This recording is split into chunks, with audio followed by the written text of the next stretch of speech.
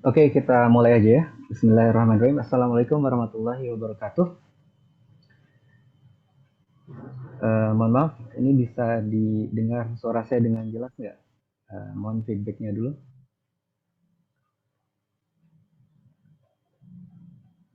Bisa ya? Ya, oke. Jadi kita mulai di sini. Kaji latih standar 1 ya, kemampuan penalaran umum. Ya, ini kayaknya anak-anaknya masih sama kayak yang waktu itu nih. Ya, ada siapa? Ada Almond, Aira, Kevin ya. Ini Sita ya. Mungkin beberapa ada yang baru. Ya, kita coba mulai aja.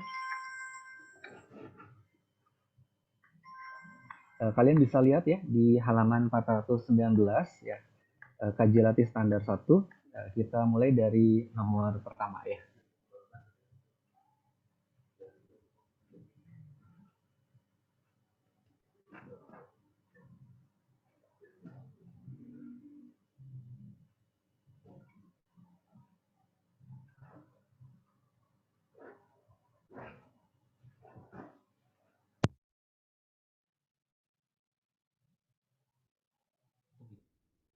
Ya,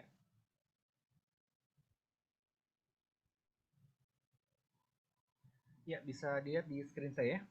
Di sini nomor 1 ada 2 buah pernyataan ya. Jika sudah membeli tiket, ya, pengunjung dapat masuk ke kebun binatang dan melihat binatang-binatang yang ada ya. Saat ini tiket sudah dibeli, ya simpulan yang paling tepat adalah. Jadi kalau dilihat di sini ada yang bisa kita percaya 2 pernyataan itu. Kita ambil coba. Nah, misalkan aja ini ada pernyataan pertama nih, ya jika sudah membeli tiket ya, sudah membeli tiket. Nah, terus pernyataan yang kedua, nah ini dia, ini P lah ya. Nah, terus ini key-nya di sini.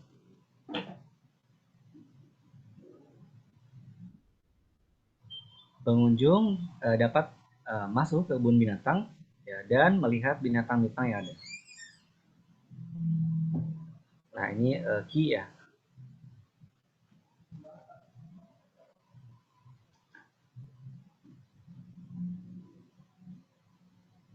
Nah, jadi kalau kita buatkan ini adalah premis yang pertama ya. Nah, premis yang pertama, jika P maka Q. Ya, bentuknya adalah, kalian tahu ya, ini implikasi jelas ya. Nah, saat ini tiket sudah dibeli. Ya, berarti ini premis yang lain. Ya, kita bisa nyatakan di situ sebagai P juga ya. Ini kan sama ya dengan yang atas tuh. Saat ini tiket sudah dibeli. Nah gini, jadi ini pay juga ya. Simpulan yang paling tepat ya. Jadi ingat lagi metode penarikan kesimpulan ya.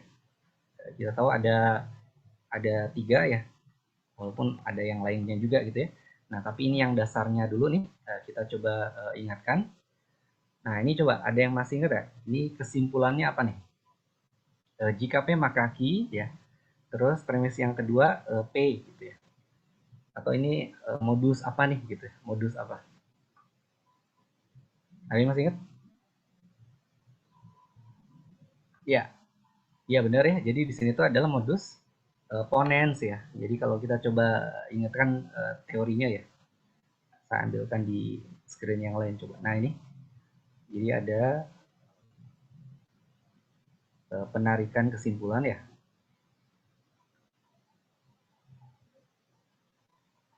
Penarikan kesimpulan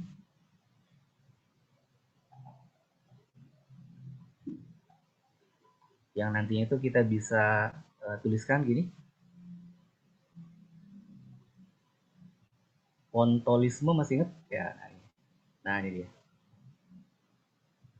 Jadi ponnya apa? Ponens ya. Nah terus ini tolens.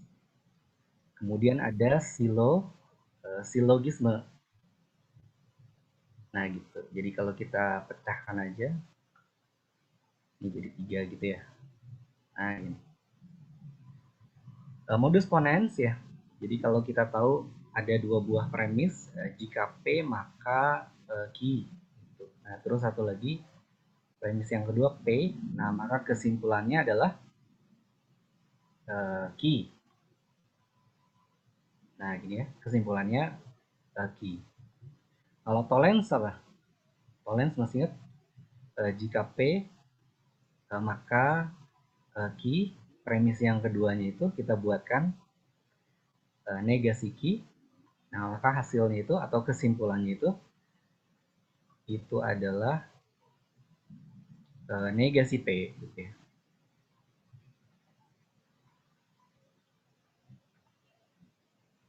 Nah gitu.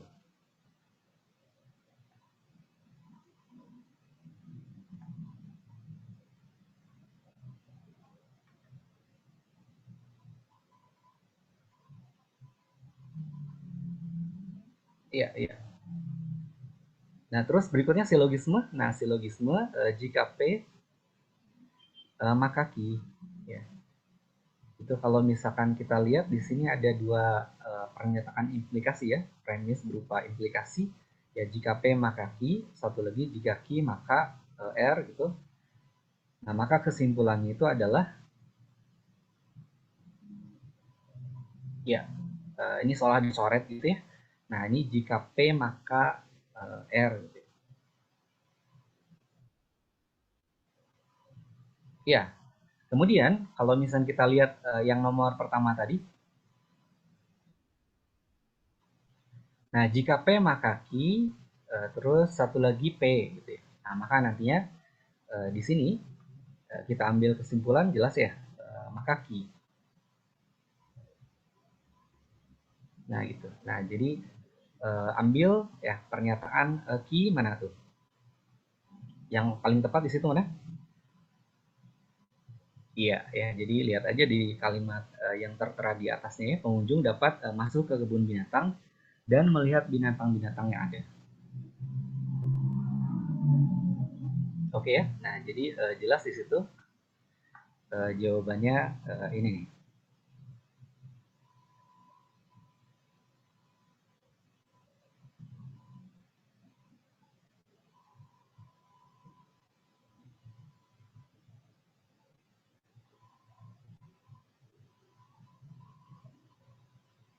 Ya, sekarang udah deh. Ya,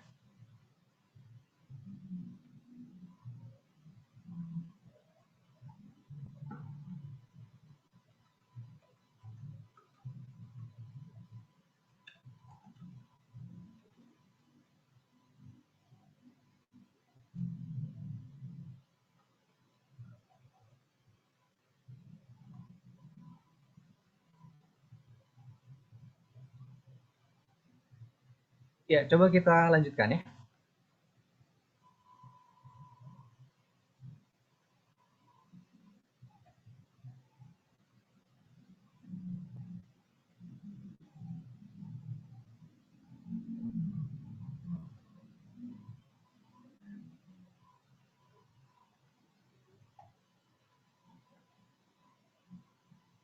Ya, nomor 2, jika hari ini hujan, Ani tidak pergi ke sekolah. Ya. Nah, jika Ani tidak pergi ke sekolah, ya Ani tidak mengikuti ulangan matematika. Ya, jadi kalau ngelihat dari polanya, di sini kelihatan ada dua implikasi kan ya. Nah, gitu. Jadi di sini tuh kita buatkan hari ini hujan, nah, terus Ani tidak pergi ke sekolah. Ini sebagai pernyataan implikasi jika P maka Q. Ini P, ini Q. Nah, terus Ani tidak pergi ke sekolah ya. Nah, maka nanti di sini tuh ini pernyataannya sama ya dengan yang sebelumnya nih. Nah, ini Q berarti ya. Nah, terus berikutnya Ani tidak mengikuti ulangan matematika.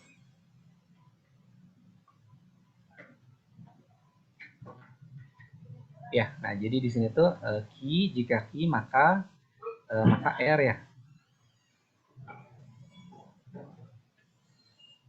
Nah, jelas ya di sini tuh kesimpulannya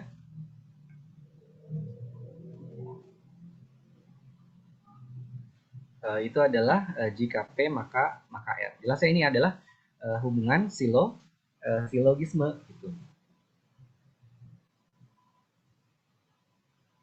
Ya, jadi di sini kelihatan P-nya apa? Ya, jika hari ini hujan ya. Nah, terus R di situ Ani tidak mengikuti ulangan matematika.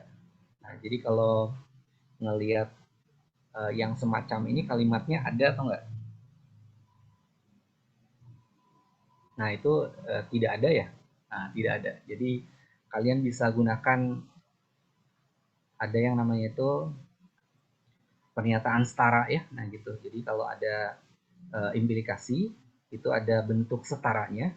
Kita coba tuliskan di sini aja. Jadi bentuk setara atau yang namanya itu ekivalensi ya. Jadi ada yang namanya itu ekuivalensi.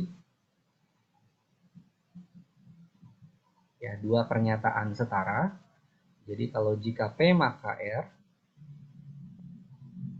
itu setara dengan, nah cara menyetarakannya juga ada dua buah cara ya. Jadi masih ada yang berbentuk implikasi, kita bisa tuliskan. Nah, coba ini P sama R itu kalian tukarkan posisi ya. Jadi R-nya sebelah sini nih. Nah, gitu. P-nya sebelah situ. Kemudian kasih apa? Negasi ya. Nah, itu kasih negasi. Di lambangnya misalkan saya tuliskan sini merah ya. Nah, ini negasinya nih. Nah, gitu. Jadi jika P maka R itu setara dengan jika tidak R, ya jika negasi R, maka negasi P. Pernyataan setara juga kalian bisa ungkapkan dalam bentuk yang lain ya. Jadi kalau jika P maka R itu diuraikan dalam bentuk atau gitu ya. Nah gitu. Jadi di sini tuh kita tuliskan aja dalam bentuk nah gitu ya. R atau P. Oh sorry, ini kebalik ya. Nah saya malah ngelihat yang atas ini. Nah jadi P atau F. Nah terus pembedanya di sini nih. Kalau yang atas itu kan negasi-negasi ya. Nah ini salah satu aja, yaitu yang ini negasi P aja. Nah jadi di situ kalian bisa tuliskan ya bentuk ekivalensinya. Jadi setelah kalian misalkan kerjakan ya, ternyata tidak ada yang bentuknya itu jika P maka R. Nah berarti curiga pakai ekivalensi. Nah kalau misalkan dilihat ya di sini, ada nggak sih pernyataan jawaban soal itu yang dalam bentuk atau? Ada nggak? Nggak ada ya. Nah, ada juga yang bentuknya di sini dan ya. Nah, itu dan itunya juga nggak ada ya di sini ekivalensinya dalam bentuk dan. Nah, berarti otomatis ya mesti harus diungkapkan dalam bentuk implikasi lagi. Nah, dengan syarat ini nih, tukar posisi ya, terus ganti tanda. Ya, ada negasi di situ. Nah, jadi kalian bisa ekivalensikan ya. Nah, ini nih setara dengan negasi P, negasi P ya. Sorry. Ini dibalik dulu tukeran posisi ya. Ingat tadi syaratnya apa? Tukar posisi ganti tanda. Jadi negasi dari R. Nah, maka ya negasi P. Nah, kalau ini sudah ada ya, negasi R mana negasi R? Nah, jadi kalau di sini tuh pernyataannya Ani tidak mengikuti ulangan matematika ya. Nah, berarti negasinya adalah mengikuti ya. Jadi Ani mengikuti ulangan matematika. Terus negasi P-nya hari ini hujan ya, berarti hari ini tidak hujan. Jadi pernyataan yang tepat di situ udah jelas ya. Ini nih jawabannya.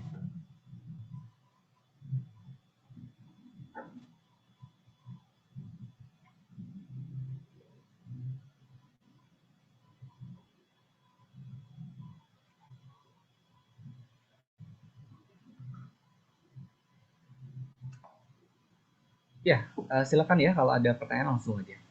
Kita coba teruskan.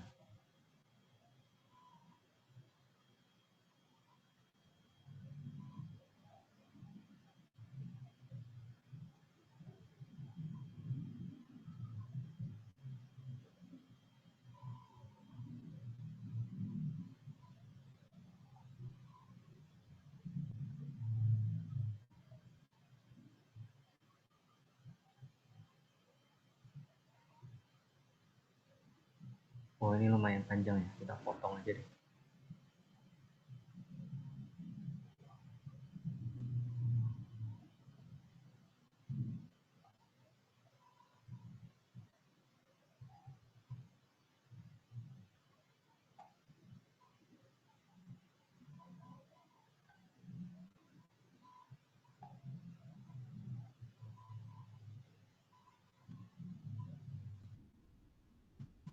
Ya gini aja nggak apa-apa ya.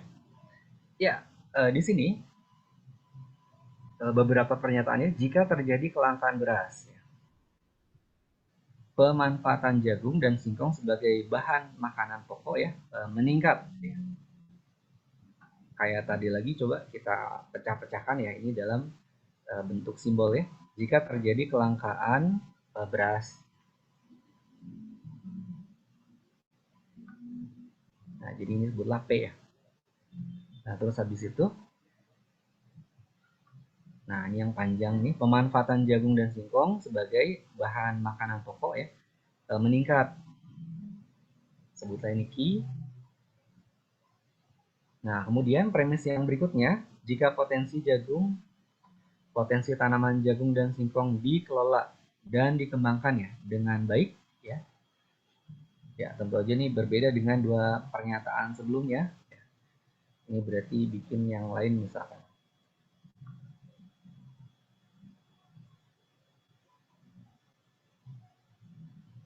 Misalkan R aja. Nah, jadi di sini R nih. Terus berikutnya, ketahanan pangan masyarakat dapat dijaga. Ini sebagai S aja.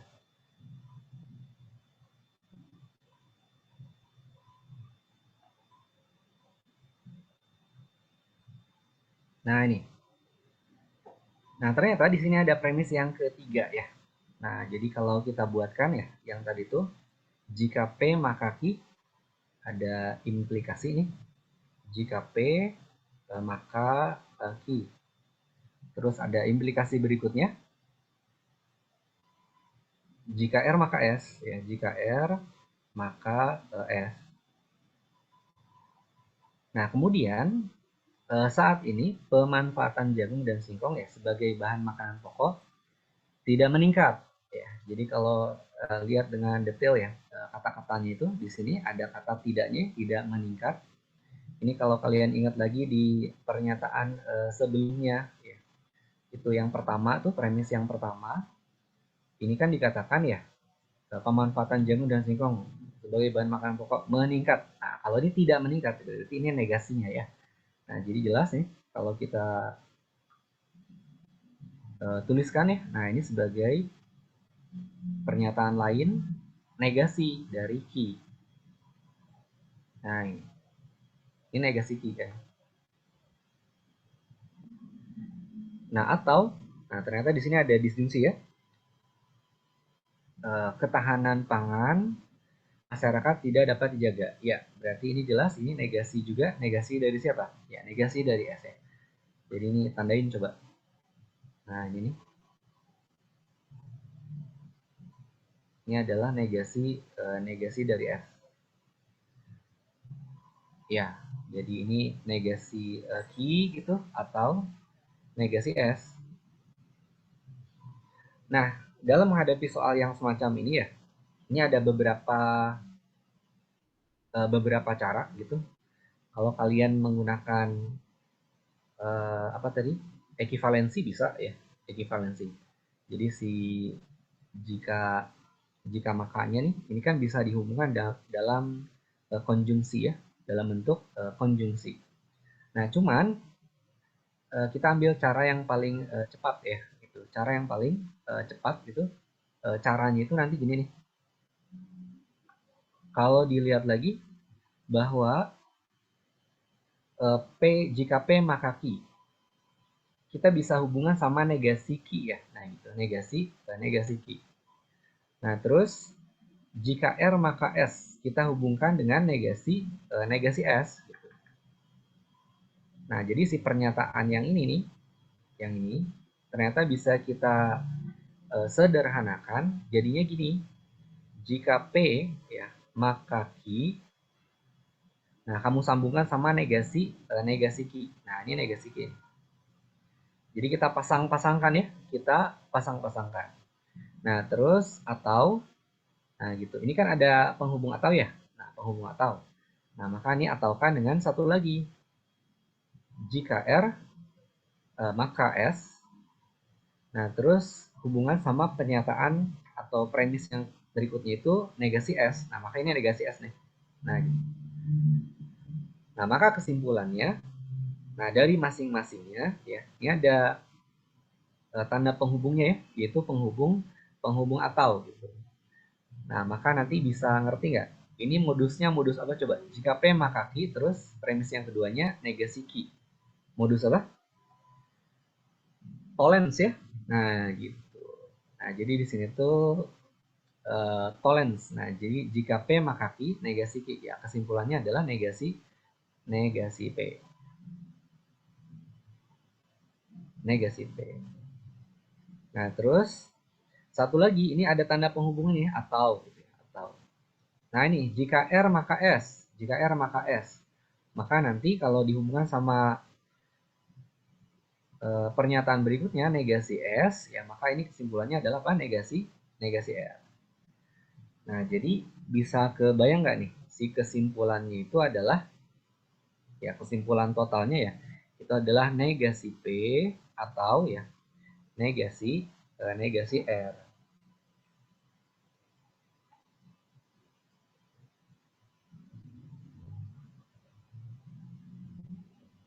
Negasi P atau negasi R ya.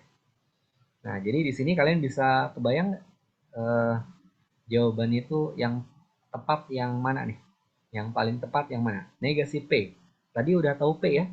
Terjadi kelangkaan beras. Nah, berarti negasinya berarti apa? Ya, tidak terjadi kelangkaan beras. Tidak terjadi kelangkaan beras. Nah, ini tanda penghubungnya itu atau ya. Ya, ini disjungsi ya. Nah, ini atau potensi tanaman jagung dan singkong tidak dikelola dan dikembangkan dengan baik ya. Karena ini lihat R itu kan potensi jagung dan singkong dikelola dan dikembangkan dengan baik ya. Berarti kalau negasinya berarti ya ada kata tidaknya di situ. Ya, ada kata tidaknya. Jadi jelas ya. Jawabannya di situ adalah A jawabannya.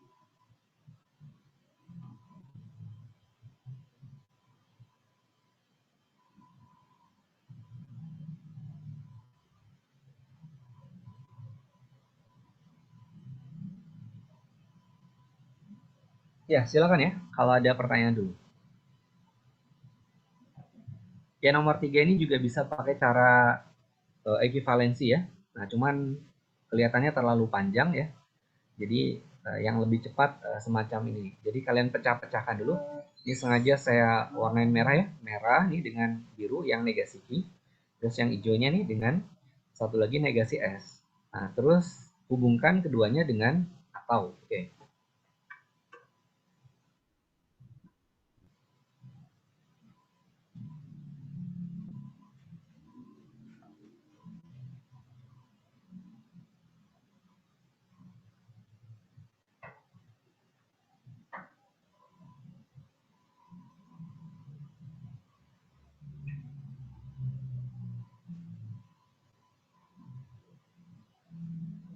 Ya, kalau belum ada pertanyaan kita coba lanjutkan.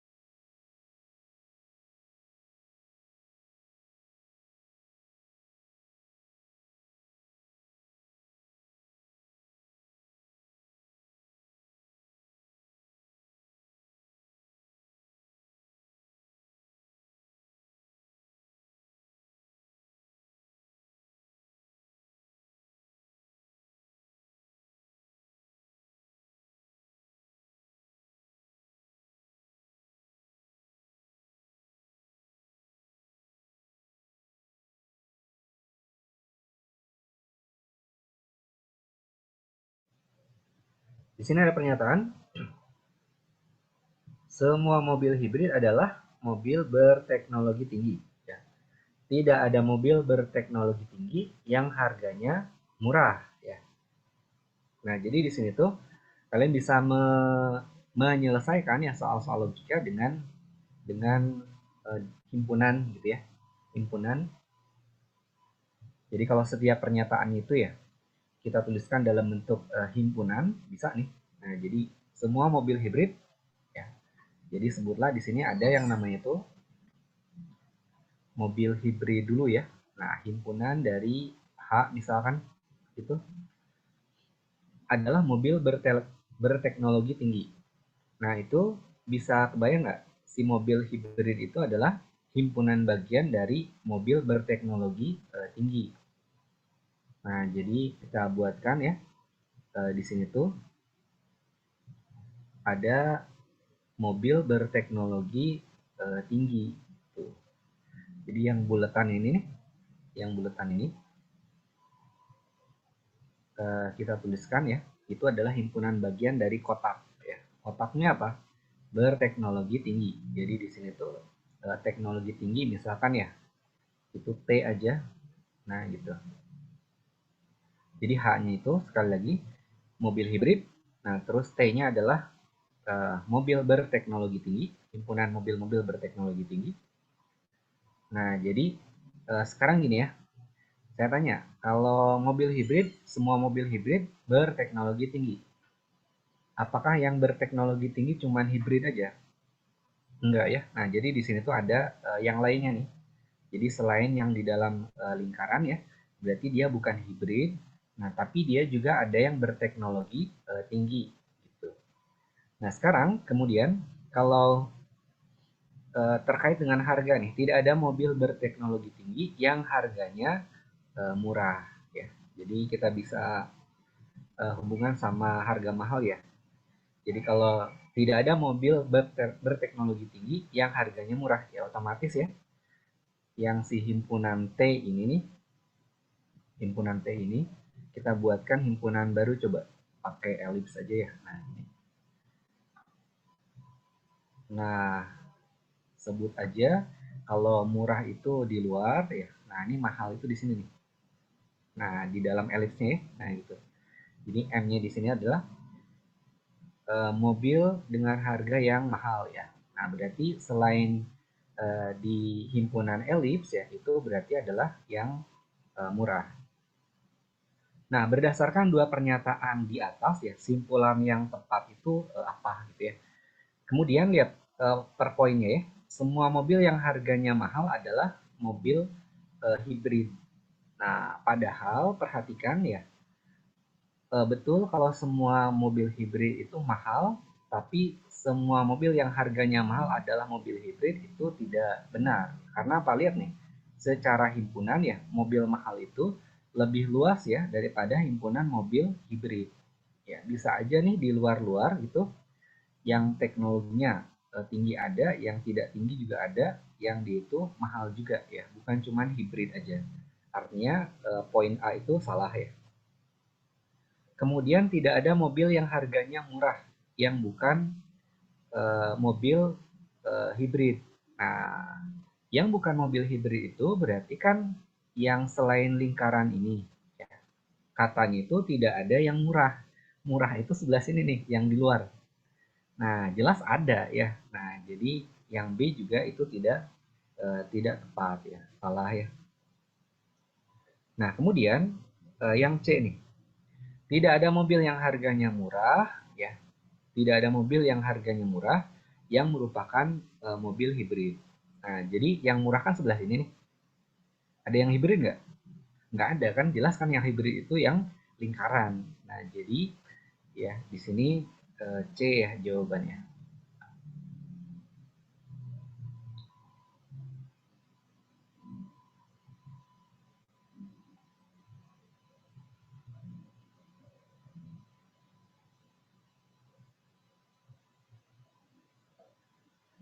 Kalau yang D dan E kenapa nggak dipilih coba? Dosanya apa? Kenapa coba? Kevin kenapa Kevin?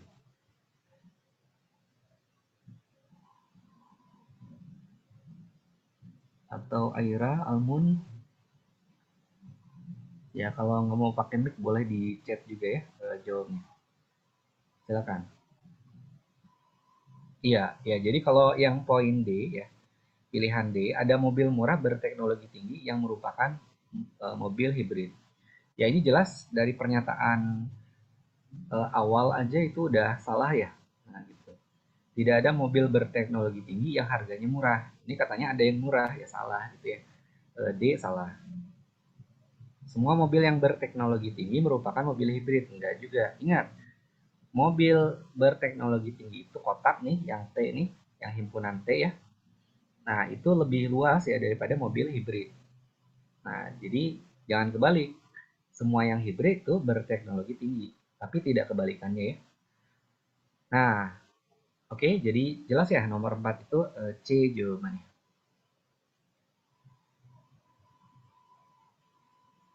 Kita coba lanjutkan. Nah, kalau di sini tuh ya ada pernyataan lagi ya. Ya, jadi kalian juga bisa pakai apa? Penarikan kesimpulan itu menggunakan himpunan aja di sini. Jadi kalau nomor 5 ya, ada berapa premis nih di sini? Ini kan lihat ada berapa? Satu, dua,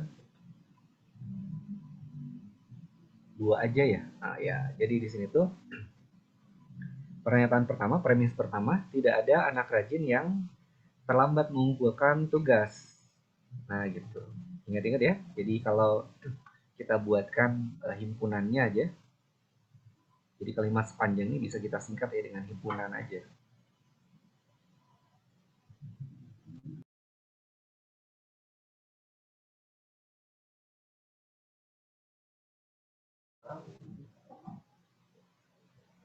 Ya, misalkan nih himpunan berbentuk lingkaran ya. Nah, itu anak yang rajin ya.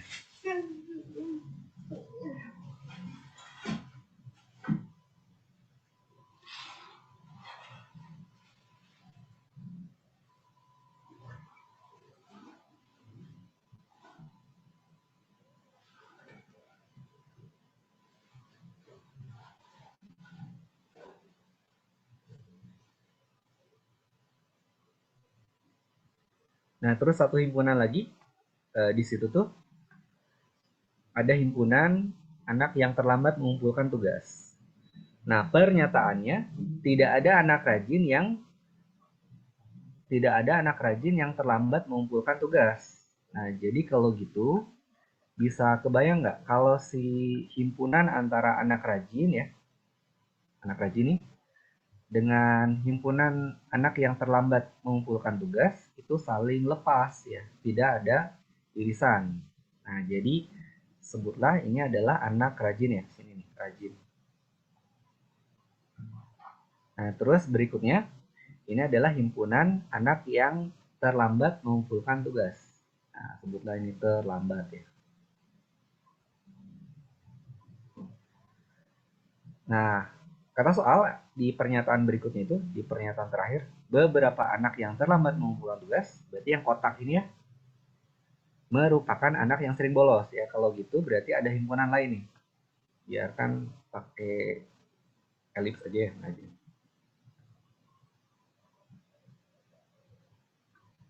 Nah, jadi misalkan nih yang elips ini adalah himpunan dari anak yang sering bolos. Tulis aja bolos gitu ya, bolos. Nah, jadi yang terlambat itu ada yang sering bolos. Nah, gimana itu? Nah, ini nih. Jadi kalau yang saya arsir di sini ya. Nah, ini yang terlambat dan sering bolos. Nah, kesimpulannya apa? Kalau diperhatikan di situ ya. Ya, jenis soal semacam ini tipe soal terbuka ya. Jadi tergantung pada pernyataan di pilihan jawaban. Semua anak yang sering bolos terlambat mengumpulkan tugas. Nah, ini sebenarnya bertentangan dengan pernyataan terakhir ya. Beberapa anak yang terlambat mengumpulkan tugas merupakan anak yang sering bolos. Jadi tidak semua, tapi beberapa saja. Jadi kesimpulannya itu bukan A ya. Nah, gitu. Semua anak rajin tidak pernah bolos. Nah, kelihatan nih dari himpunannya itu rajin dengan bolos saling lepas ya. Rajin dengan terlambat juga, terlambat mengumpulkan tugas itu saling lepas ya. Jadi semua anak rajin tidak pernah bolos ya. Jadi di situ tuh jelas ya B jawabannya.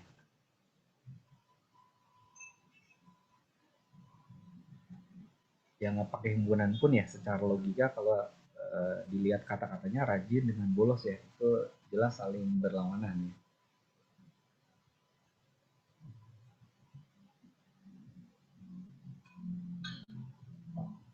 Ya, kalau yang CDE, kenapa alasannya nggak dipilih?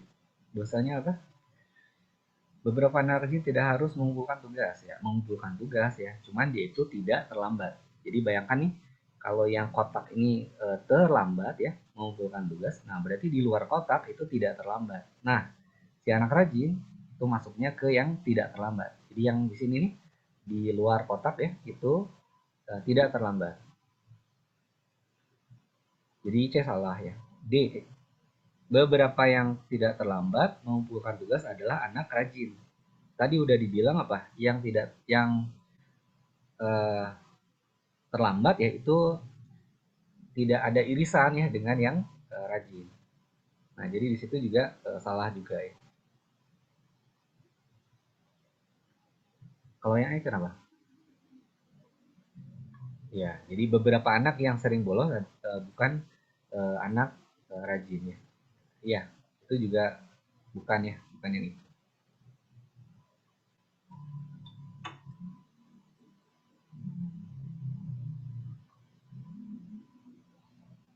Ya, kelihatan dari himpunannya sudah jelas tuh 5B jawabannya.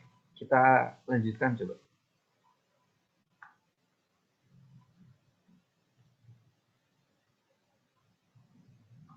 Nah, kali ini sedikit hitungannya, lihat pola bilangan ya, soal tentang deret nih. Ini langsung duakan saja ya, 6, 7 gitu. Kemudian lihat di situ, kalau saya ambil dulu ya.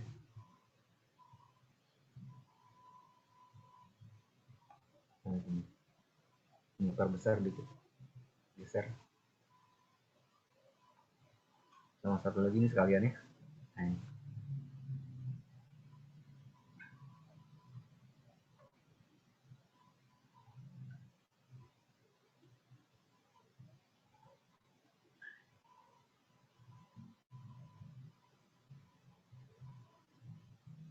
So, ini kita coba buatkan garis demarkasi, garis pemisahnya dulu nih. Nah, gini.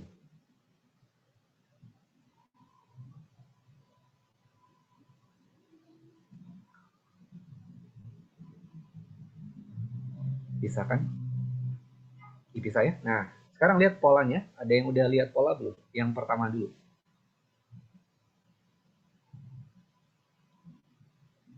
Polanya loncat satu, bener nggak?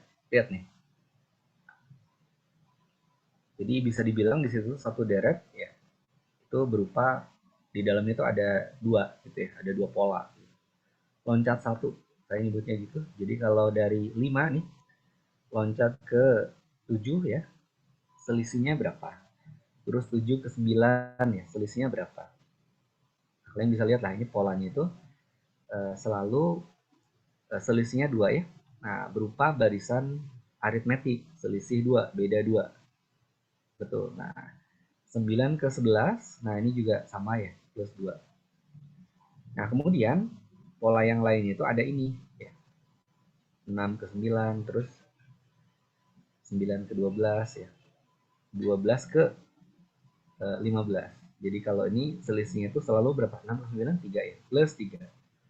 9 ke 12 plus 3, 12 ke 15 plus 3. Ya, kalau titik-titik ini jelas dia dari pola merah. Pola yang mana? Merah atau hijau? Ya, jelas ya, ini hijau ya. Nah, ini sorry kok hijau. Merah, merah. Nah, ini. Jadi di sini selisihnya plus 2 juga. 11 plus 2 jelas ya, 13. Ini bungkus dulu. Jadi jelas di situ jawabannya adalah C ya.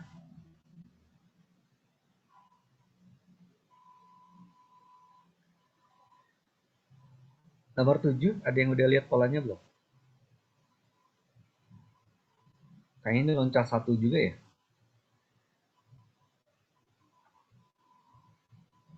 Loncat 1, 9 ke 10. 10 ke 11. Ya, ini mah berurutan ya. 11, 12. Berurutan, plus 1, plus 1, plus 1.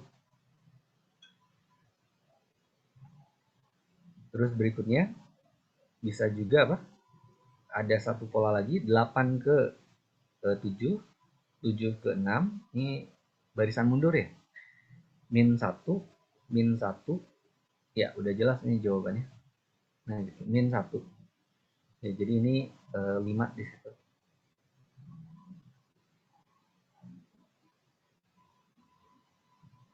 Ya, saya pikir ini masih inilah ya, bisa ya, masih bisa diikuti. Oke, jawabannya jelas di situ. A.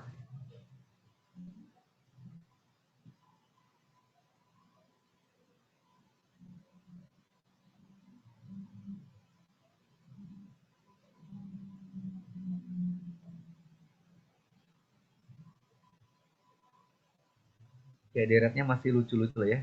Ya, kita lanjutkan coba. Berikutnya nomor 8.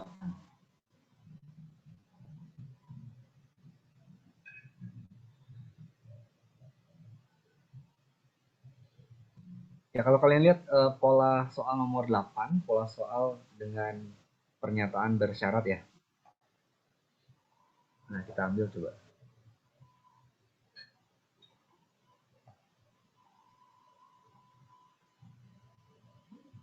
Ya, pernyataan bersyarat berkaitan sama urutan ya. Kelihatan dari kalimat awalnya nih.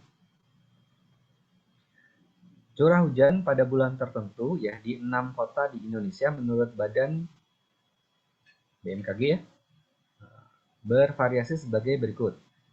Medan, kota Medan maksudnya, Medan memiliki curah hujan lebih rendah daripada Jakarta. Nah, jadi di situ tuh kalau urutannya misalkan lebih rendah sebelah kiri ya, boleh kita tuliskan gini. Medan lebih rendah daripada Jakarta. Medan lebih rendah. Nah, itu aja pakai kurang dari aja ya. Medan kurang dari Jakarta J gitu ya, M kurang dari J. Nah, ini Medan nih. Dengan Jakarta ya. Curah hujan Ambon, sebut aja A ya, lebih rendah daripada curah hujan Medan. Nah, berarti kan bisa kita tulis gini ya. Si Ambon itu sebelah kirinya M ya. Ambon A kurang dari M, Medan. Ambon nih. Lebih rendah dari Medan. Nah gitu ya curah hujannya. Tetapi curah hujan Ambon lebih tinggi daripada curah hujan Denpasar. Ambon lebih tinggi dari Denpasar. Nah berarti kan gini ya, Denpasar sebelah kiri berarti Denpasar D. Ya sejauh ini belum ada huruf yang sama ya. Ya kita ikutin aja. Ini kalau hubungan Ambon dengan Denpasar, curah hujannya. Berikutnya, curah hujan Surabaya lebih tinggi daripada curah hujan Jakarta. Nah, ini balik ke kanan ya. Ternyata bukan Jakarta yang paling tinggi, tapi di sini Surabaya. Surabaya berarti S jadi paling kanan nih, Surabaya. Surabaya dengan Jakarta lebih tinggi ya. Curah hujan Denpasar tidak berada di bawah curah hujan Pontianak. Tapi kalau lihat pertanyaannya, kota dengan curah hujan pada urutan ketiga tertinggi. Nah, berarti kan dari kanan ya. Nah, kalau gitu berarti pernyataan terakhir kita jadi nggak peduli ya. Denpasar tidak berada di bawah curah hujan Pontianak. Ini Denpasar sebelah sini nih, paling kiri ya. Tidak di bawah. Ya, itu artinya apa? Ya, berarti bisa sama gitu ya. Bisa lebih besar gitu. Nah, jadi Denpasar lebih tinggi curah hujannya dibandingkan dengan Pontianak. Nah, gitulah. Tapi yang ini tadi saya bilang jadi nggak peduli ya, karena yang ditanya itu kota dengan curah hujan pada urutan ketiga tertinggi. Ya jelas inilah. Nah, gitu. Yang pertama kan siapa? Surabaya, Jakarta, habis itu Medan. Oke, jawabannya Medan.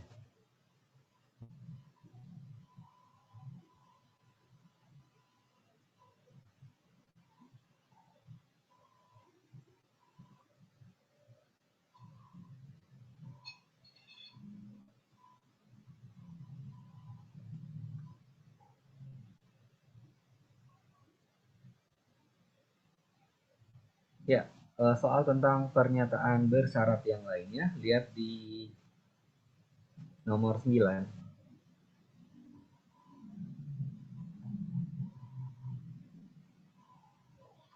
Di sini tuh katanya Karina ikut 4 kegiatan di sekolah ya. Sekolah mengharuskan Karina untuk mematuhi peraturan berikut.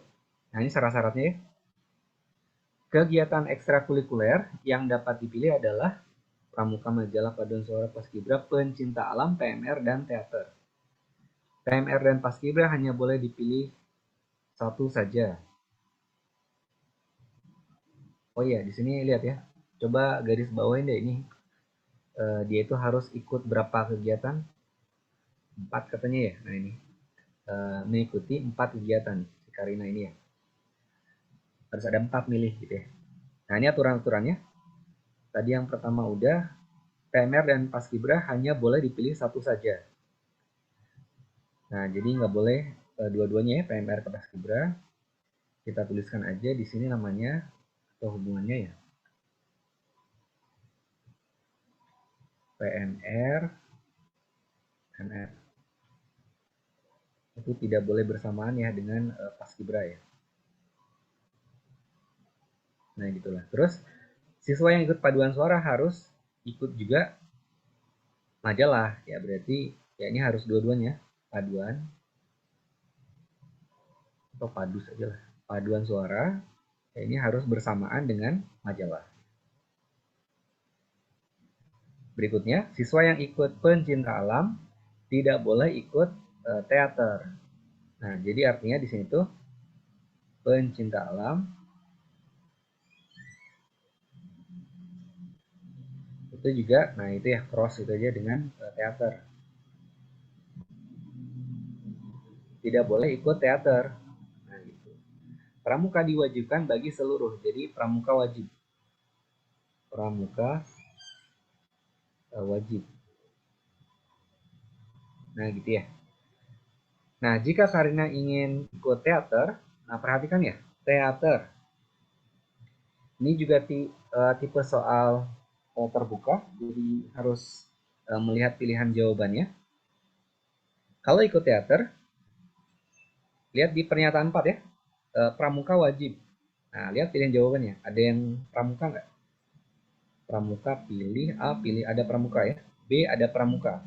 C, ada pramuka. D, pramuka ada. Semuanya ada pramuka ya. Ya udah, berarti bukan dari situ ya. Nah, semuanya memungkinkan. Nah, tapi lihat, kalau ikut teater,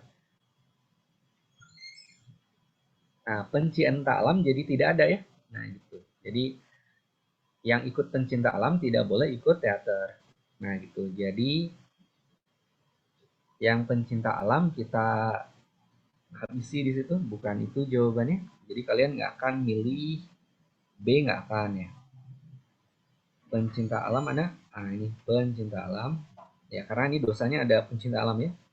Ada pencinta alamnya nih. Ya, berarti berikutnya apa? Padus dan majalah itu harus samaan ya. Paduan suara, majalah ada nih. Nah, lihat yang C ya, paduan suara tidak ada majalahnya. Nah, berarti otomatis ini juga bukan. Paduan suara tidak ada majalahnya. Nah, berarti kemungkinannya apa? Ya, kalau nggak A, yaitu E gitu ya. Nah, ada yang nggak mungkin? Nah, perhatikan. PMR itu ya, dengan Paskibra dipilih harus cuma satu saja. Ini ada nih, yang E itu Paskibra dengan PMR. Nah, ini juga nggak mungkin ya. Jadi, jelas ya di situ tuh jawaban yang paling tepat ya, itu adalah A ya. Oke, A jawabannya.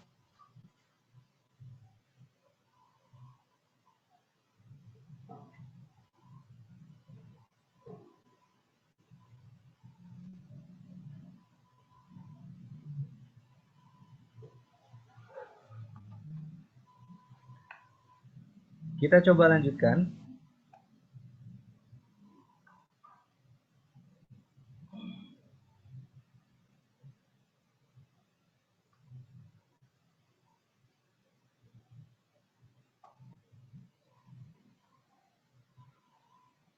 Nomor 10, banyak pemain utama tim nasional sepak bola Indonesia mengalami cedera. Nah, tim nasional sepak bola Indonesia dikalahkan tim nasional sepak bola Thailand ya, di partai final SEA Games. Nah, manakah di bawah ini yang menggambarkan hubungan pernyataan 1 dan 2? Ya, saya yakin kalian banyak yang bisa lah kalau yang ini ya. Nih, karena cedera, mengalami cedera ya, itu bisa jadi apa? Akibat ya dari apa? Bisa jadi penyebab ya dari tim nasional yang dikalahkan Thailand. Jadi jelas satu ini itu sebagai apa? Penyebab. Nah, terus duanya itu sebagai akibat ya. Ya kalau ini sih udah jelas ya. Langsung aja lah. Ya jadi 10 A ya.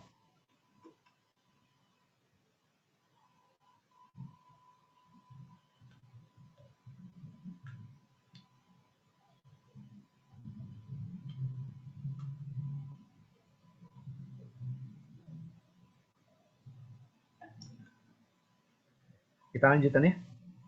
Lihat nomor berikutnya.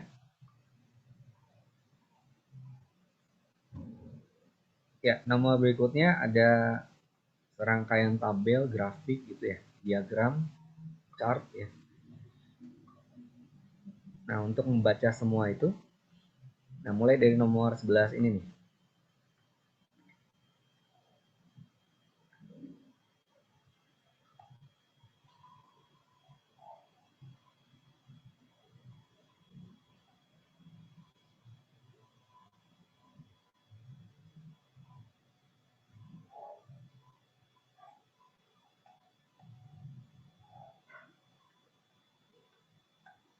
Ya, lihat nomor 11, ada tabel jumlah siswa yang lulus pada ujian bahasa Indonesia yang dilaksanakan dalam 5 gelombang. Lulus gagal ya, sampai 5 gelombang nih. Pada gelombang keberapa persentase kelulusan terendah? Nah, jadi kalau persentase, kalian tahu ya, itu berarti lulusan siapa nih? Persentase siapa? Kelulusan ya, berarti yang lulus dulu, itu nanti dibagikan dengan jumlah siswanya, baru dikali dengan 100% ya. Nah gitu. Jadi kita lihat satu-satu aja lah dari sini. Dari yang gelombang 1 dulu coba. Persentasenya berapa? 18 ya. Dibandingkan dengan totalnya berapa nih? 18, 12, langsung aja jumlahkan 30 ya.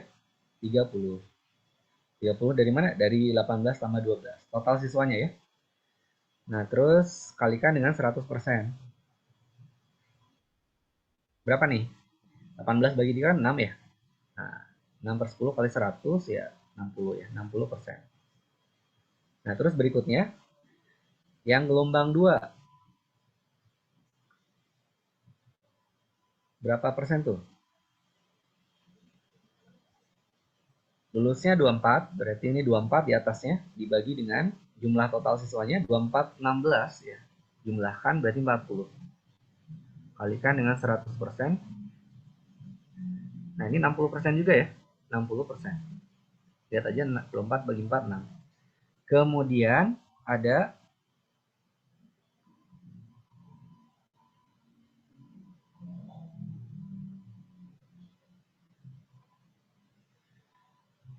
yang gelombang 3 ya, berapa? 25 per 25 tambah 15 total siswanya berarti 40 gitu. Kalikan dengan 100%.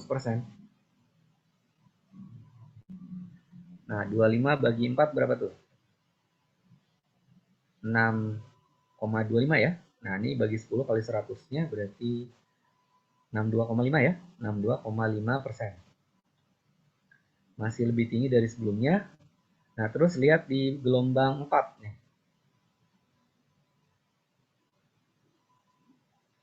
Di gelombang 4 katanya yang lulusnya 28, totalnya berapa? 28 tambah 22, 50 ya. Kali 100%.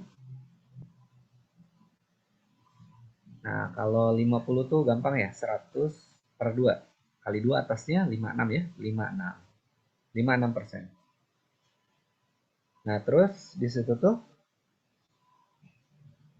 ada gelombang 5. Balik lagi ke sini.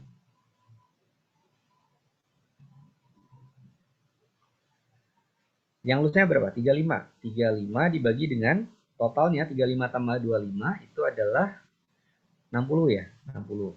Nah, kali 100%. Nah, berarti kita dapatkan apa? Ya, 5, 30, 50, 8. Nah, gitu. 8 berapa gitu ya. 8, 48, 20, 3 lah. Nah, gitu. Jadi di situ 58,3% ya.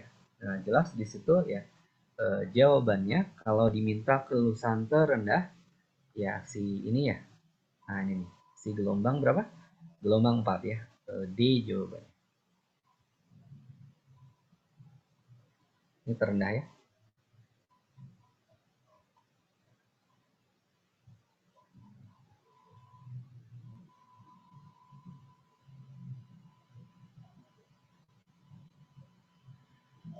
Kita lanjutkan.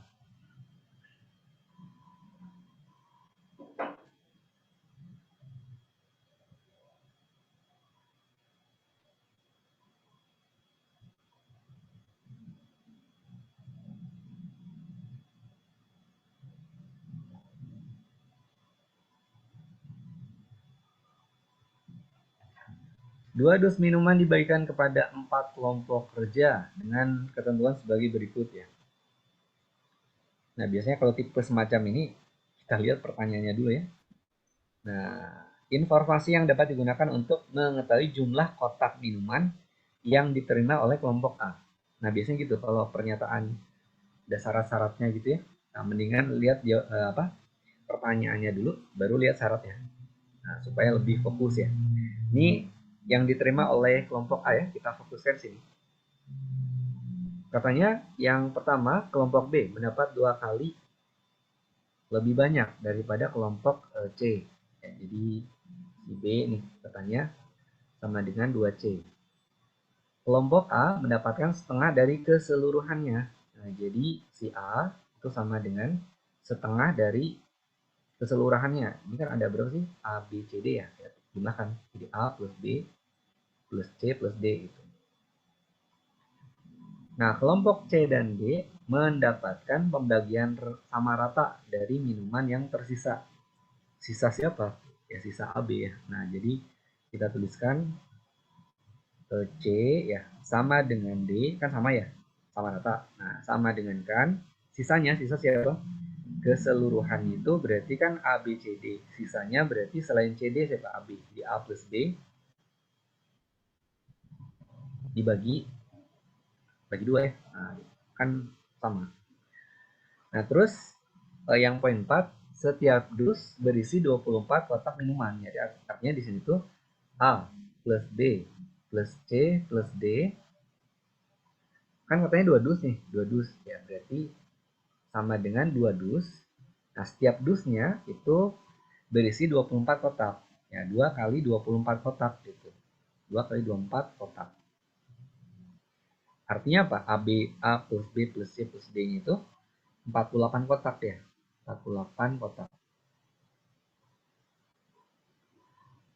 Nah, katanya informasi yang dapat digunakan untuk mengetahui jumlah kotak, jumlah kotak loh ya. Nah, berarti yang udah diuraikan bukan dus lagi, kotak yang diterima oleh A. Informasi mana? Artinya kita butuh A plus B plus C plus D ya, keseluruhannya. Nah, terus lihat yang A. Nah, A sama dengan setengah dari keseluruhan. Ya udah sih, udah kelihatan jelas ini mah ya. Yang A ini itu, terus yang A plus B plus C plus D ini keseluruhannya. Udah berarti ini nih 2 dan 4 ya. 2 dan 4 itu adalah C.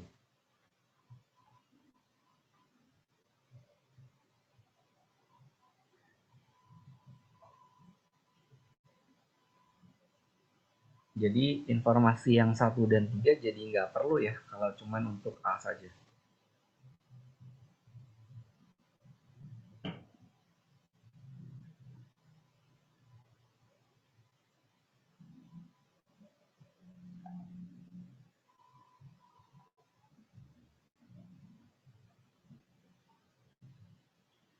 Oke, 12 sudah ya. Nah, lihat nomor berikutnya 13.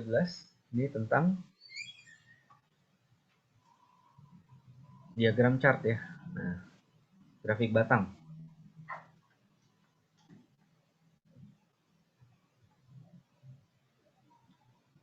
Coba kita ambil aja.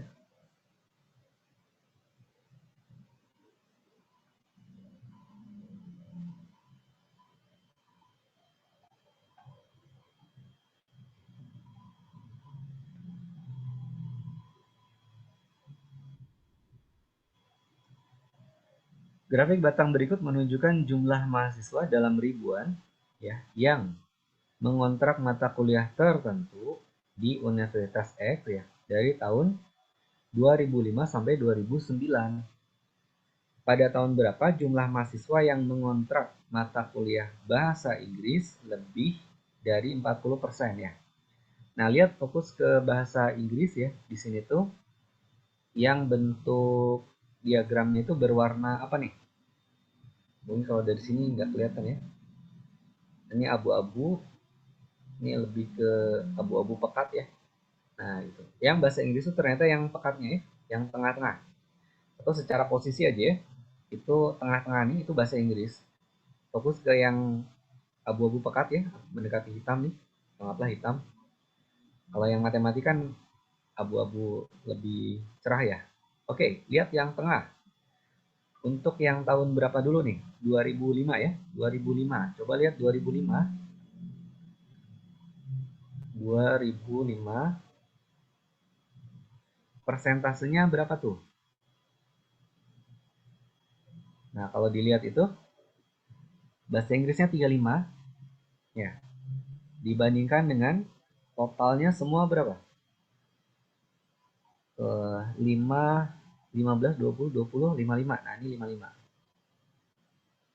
Ya. Ini tuh kalau mau dikali 100% atau gini aja lah, nggak apa-apa ya. Ini disederhanakan 35 per 55 berapa tuh? Sederhanakan bagi 5, 7 ya. Per bagi 5, 11 ya. 7 per 11. 0, berapa tuh? 0,6 ya. 0,6 sekian. Nah, mintanya itu lebih dari 40% ya. Nah, berarti ini 60 sekian ya. 66, 40, 33, 6, 63 lah ya. Nah, gitu. 63. Nah, jadinya sama dengan 63% gitu ya. 63 sekian persen. Atau kita tahu aja dari ininya aja ya. Dari desimalnya aja cukup. Biar nggak terlalu banyak hitung. Nah, lihat di 2006. 2006 persentasenya berapa tuh? Pertama ya, ada bahasa Inggrisnya dulu berapa? Tengah-tengah. Di situ 25 ya. 25 dibagi dengan totalnya berapa? 5 tambah 25, 30. 30 tambah 30 tambah 35. Ya, berarti 65 ya. Bagi 5, 5. Bagi 5, 13. 5 per 13 berapa tuh? 0,4. Nah, ternyata kurang nih. 0,3 ini ya. Nah, kalau 0,3 sekian. Nah, berarti yang 2006 jangan dipilih ya. Nah, soalnya dia kurang dari 40%. Jadi patokannya ini nih, 40%. Lebih dari 40%. Jadi kalau ini yang 2005 masuk ya. Lebih dari 40% tuh dia. Terus 2007. Ya ini emang tipe soalnya harus cobain satu-satu ya. Ini tinggal semangat ngitung aja. 2007 bahasa Inggrisnya 10 ya. Totalnya berapa? 15, 10, 15, 40 nih. Ini mas seperempat ya. Seperempat itu 0,25. 0,25 25% berarti. Nah, dia tidak masuk ya. Nah, tidak masuk. Karena kurang dari 40%. 2000 berapa lagi? 2008. 2008 Inggrisnya berapa? 30. Totalnya berapa? 25, 30, 30, 85 ya. 85. Nah, ini kalau disederhanakan bagi 5, 6. Bagi 5 berapa nih? 13 ya? Ya gitu, bukan. Bagi 5, 1, 17 ya. 6 per 17. 6 per 17 itu 0, berapa? 0,4 nyampe nggak? 4. Oh, nggak nyampe ya. 0,3 ini. Nah, itu 3 sekian. 3 kali 17 berapa tuh? 1, 2, 5, 1 ya? Iya benar. 0,3 sekian. Artinya apa? Ini nggak masuk ya. Nah, jadi cukup angka depannya aja. 3, 30 sekian persen. 28 nggak masuk, 2008 nggak masuk, ya udah berarti 2005 ya. Oh, kita cek dulu harusnya ini 2009. Siapa tahu ini masuk ya. 2009 bahasa Inggrisnya berapa? Ini tengah-tengah 20 ya. 20 supaya konsisten kita pakai biru juga ini. 20 dibagi dengan totalnya berapa? 20 tambah 20 tambah 5, 45 nih. Sama dengan bagi 5, 4 ya. Bagi 5, 9. Jadi 4 per 9, 0, berapa tuh? 0,4 ya. 0,4, 36, 40, 0,44 gitu. Ya, kalau kali ini lebih dari 40% ya. Nah, artinya apa? Ya, yang masuk itu adalah tahun 2005 ya, kemudian 2009 ya. Jadi kita dapatkan ternyata di situ jawabannya adalah 2005 dan 2009. Jawabannya. Silakan ya kalau ada pertanyaan dulu.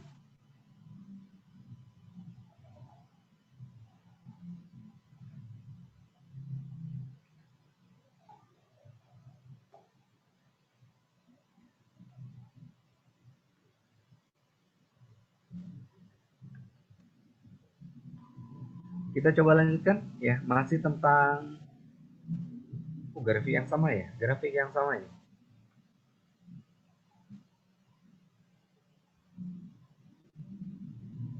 Nomor 14, lihat 14. Grafik batang berikut menunjukkan jumlah mahasiswa ya dalam ribuan yang mengontrak mata kuliah tertentu. Oh, ini sama kayak tadi ya sebenarnya grafiknya ya. Nah, bila persentase jumlah mahasiswa yang mengontrak mata kuliah ekonomi per tahunnya diurutkan dari yang terkecil hingga terbesar ya, maka median data tersebut ya terjadi pada tahun berapa? Nah, di sini fokusnya ke ekonomi ya, ekonomi. Nah, berarti yang pertama nih, ya, abu-abu yang tengah-tengah ya. Maksudnya abu-abu yang nggak terlalu pekat gitu ya, tengah-tengah antara cerah dengan pekat ya, ini ya pertama nih. Nah, jadi batang yang urutan paling kiri ya. Nah, sekarang lihat di tahun berapa? 2005. Itu persentase si ekonomi berapa? 5 dibandingkan totalnya berapa? 5, 35, 40, 40, 55 ya. Nah, gitu, 55. Sama dengan berapa? 11 gitu. Terus 2000 berapa? 2006. Persentase ekonomi berapa? 5 ya. Per totalnya berapa nih? 5 tambah 25, 30. 30 tambah 35, 65 ya. 65. Sama dengan berapa? 1/13 ini. 1/13. Berikutnya 2007. 2007. Nah, 2007 ekonominya 15 ya. 15. Totalnya berapa? 15 tambah 10 tambah 15. 30 tambah 10 ya 40. Kalau diseperkan berapa nih? Diperkecil aja 15, 40, 3/8 ya. 3/8. Nah, saya akan bikin pola ya. Atasnya selalu 1. Nah, ngerti nggak? Ini saya tuliskan ini. 1 per ya. Karena ini kita bakal disuruh mengurutkan ya. Nah, jadi kita tinggal ngurus yang bagian bawahnya aja. Yang atasnya dibiarkan 1. Gimana caranya? 3/8 sama aja dengan 8/3 kan? 8/3. 8/3 teh kira-kira berapa? 1 per. Nah, jadi triknya gini ya. Di 1 per kan gitu. Jadi mungkin nggak terlalu banyak hitungnya. Jadi kira-kira aja berapa nih? 2, ya. 2,26 ya. 2,6 sekian. 2,6 lah anggaplah ya. Nah, terus berikutnya 2008. 2008 itu lihat ekonominya berapa? 25 ya. Nah, 25. 25 dibagi dengan totalnya. 25 tambah 30 tambah 30. 60, 85. Nah, ini 85 nih. 85. Sama dengan kan? 25 bagi 85, perkecil aja. 5 dibagi dengan berapa? 17 ya? 5/17. Sama dengan kan? Berarti 1/17/5. Nah, gitu. Sama dengan berapa? 1 per berapa? 3,4 ya? 3,4. 2009. Nah, 2009. 2009 itu ya. Ekonomi berapa? 20. Nah, berarti 20 dibagi dengan totalnya 20 tambah 20 tambah 5 ya, berarti 45. Berarti sama aja dengan bagi 5 ya, 4 per bagi 5 9. Nah, nanti 1 per 9/4 gitu. Jadi 1 per 2,25 ya. Nah, jadi di situ kalian bisa ngerti kenapa dibuat ya angka atasnya 1 nggak? Karena apa? Kalau kita disuruh mengurutkan ya, dengan ngelihat bentuk pecahan ini yang diurutkan, ya lihat aja si bagian bawahnya, lihat penyebutnya. Kalau penyebutnya itu besar, ya penyebutnya itu besar, otomatis ya 1 pernya, lihat hasil angkanya ya, hasil pecahannya itu adalah kecil. Nah, jadi kalau misalkan ini diurutkan ya, dari yang terkecil ke terbesar, terkecil terbesar, ya tentu aja 1 pernya di bawahnya yang paling kecil itu adalah yang paling kecil itu adalah yang bawahnya paling besar ya. Nah, di antara ini yang paling besar siapa? Nah, ini adalah yang paling paling besar bawahnya ya. Nah, berarti ini terkecil ini. Ya, terkecil. Ya, yang terkecil. Nah, terus yang terbesar siapa? Yang bawahnya paling kecil, ngerti ya? Nah, jadi lihat yang bawahnya paling kecil sih ini ya. Si 2009 ya. Nah, berarti ini terbesar. Nah, jadi kalau diurutkan secara tahun ya, secara tahun, pertama ada 2006 dulu. 2006. Terus habis itu apa? Nah, yang paling kecil gini aja ya, pakai tanda gini, kurang dari. Nah, terus berikutnya adalah seper 11 ya, 2005. 2005. Terus habis itu yang lebih kecil dari 11 itu mulai dari ini dulu ya, 2008. 2008. Ini berdasarkan angka tahunnya loh ya, bukan angka persentasenya. Nah, itu. Yang lihat juga persentasenya sih. Jadi yang dituliskan ini angka tahunnya. 2008, udah ketebak sih 2008 nih jawabannya. Terus habis itu siapa? 2007 dulu ya, 2007. Baru terakhirnya itu yang terbesarnya adalah 2009. Nah, jadi kalau yang ditanya di sini adalah maka median data yang terjadi ya pada tahun berapa? Nah, ini dia si median. Median.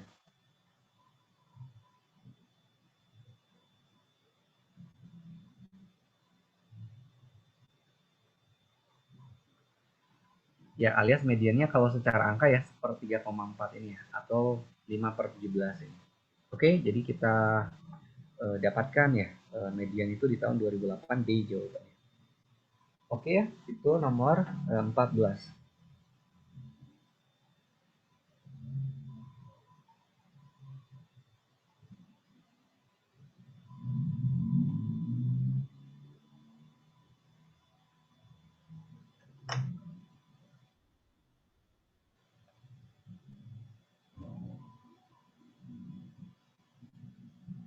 Kita coba lanjutkan.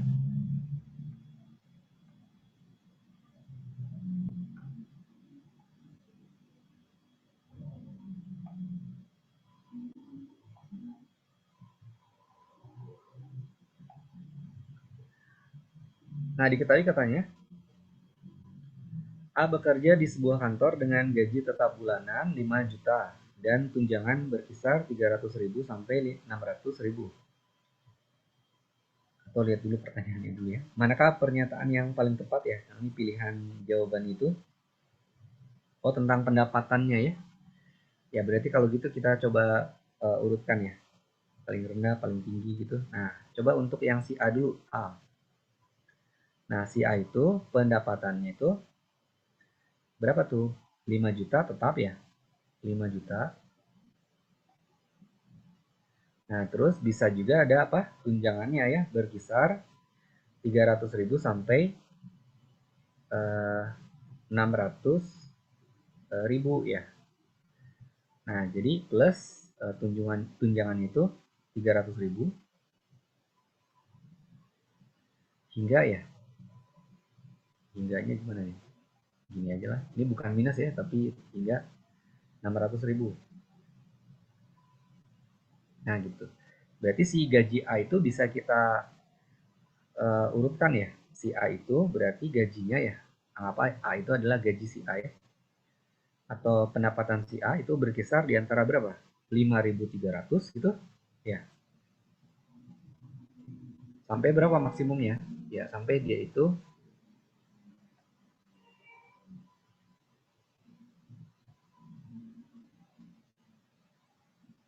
sampai dia itu 5 juta tambah 600.000 ya. Nah, gitu. Jadi ini 5.600.000 gitu. Ini si A ya, sudah. Nah, terus berikutnya yang B. Nah, kalau si B itu keterangannya apa katanya? Gaji yang didapatkan si B adalah 1.450.000 per minggu. Nah, gitu ya, per minggu. Oh ya, ini per bulan ya. Si A, B kita bakal hitung per bulan. 1.450.000 per minggu. Jadi kalau satu bulannya ada 4 minggu ya. Nah, berarti untuk si B itu flat ya. Flat ya. Jadi si B itu pendapatannya 4 kali berapa? 1.450.000. Berapa tuh? 4 kali 145. Berapa tuh? 0, 2, 8, 580 ya, betul, 580.000. Salah, 5.800.000. Nah gitu, masih lebih tinggi si B ya.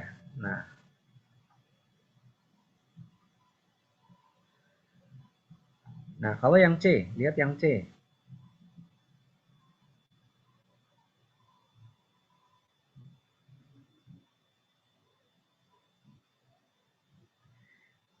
Tugasnya adalah mengantarkan 15 sampai 25 paket per hari ya, dengan tarif 8.000 per paket ya.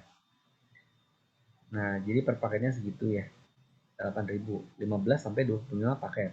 Nah, jika satu bulan dihitung, ini per hari ya. Satu bulan dihitung 28 hari, manakah pernyataan paling tepat ya. Jadi si C itu dia dalam rentang juga ya. Si C itu pendapatan dia dalam rentang. Rentang berapa tuh?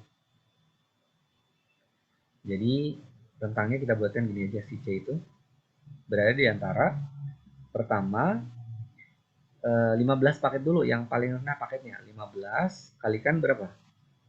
Kalikan dengan 8.000 ya. Kalikan dengan, ini kan per hari ya. Kalau misalnya satu bulan kita hitung berarti 28 gitu. Nah, terus si C juga kalau paketnya paling 3 25 ya, berarti 25. Nah, jadi ini paket ya, 8.000 harganya. Harga per paketnya. Nah, terus ini 28 karena satu bulan ya, 28 hari dihitungnya katanya. Yaudah, berapa nih dapatnya? 15 kali 8 ya. Ya, 30 kali 30 berapa nih? 18 kali 15 kali 8 berapa tuh? 0, 4, 120 ya. 30 kali 4 gitu. 1000 kali 28. Nah, ini 28. Nah, ternyata di sini totalnya itu jadi 12 kali 28 berapa sih? Ini pasnya pakai tangan kosong nih.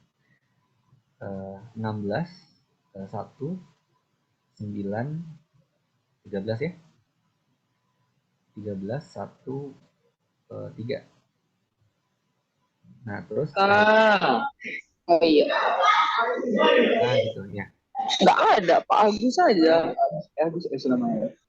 Nah, gini ya. Jadi 3.360.000 gitu. Nah, terus ini C 25 kali 8 100 per 4 ya, 200.000 ya.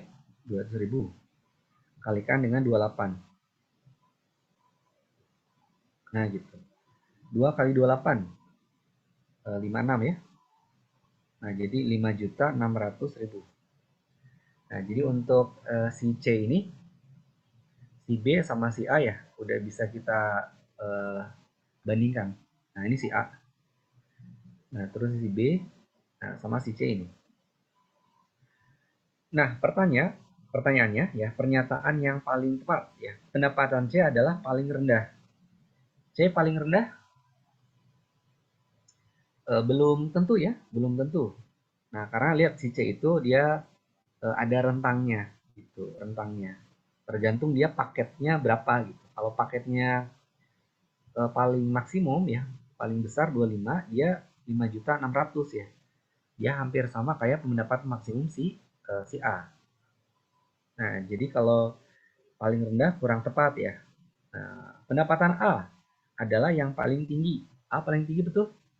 Ini maksimumnya itu si A 5.600.000. Nah, tapi si B lihat masih lebih tinggi. Harusnya sih si B ya yang pendapatan paling tinggi. Jadi yang B juga salah ya. Nah, bukan ini. A B salah. Pendapatan C dapat lebih tinggi dari B. Pendapatan C dapat lebih tinggi dari B. Lebih tinggi mungkin nggak? Ini si C itu 5.600.000 ya maksimumnya. Lebih tinggi dari B. Ya jelas itu nggak mungkin ya. Nah gitu. Bukan lebih tinggi. Pendapatan C dapat lebih tinggi dari B. Pendapatan C ini dapat lebih tinggi dari B. Oh ini ininya sama ya. Pernyataannya sama ya. C dan D ya. Ya berarti ini salah juga ya. Nah E. Pendapatan A dan C dapat setara. A dengan C bisa aja setara ya pada saat maksimumnya. Lihat. Jadi kalau di situ tuh seandainya A maksimum sama C maksimum ya, itu sama-sama bisa mencapai berapa? 5.600.000 ya. Nah gitu. Ya lebih tepatnya ini pakai sama dengan ya. Ini pertidaksamannya pakai sama dengan. Nah gitu. Oke ya, jadi jawaban yang paling tepat di situ adalah ya E jawabannya.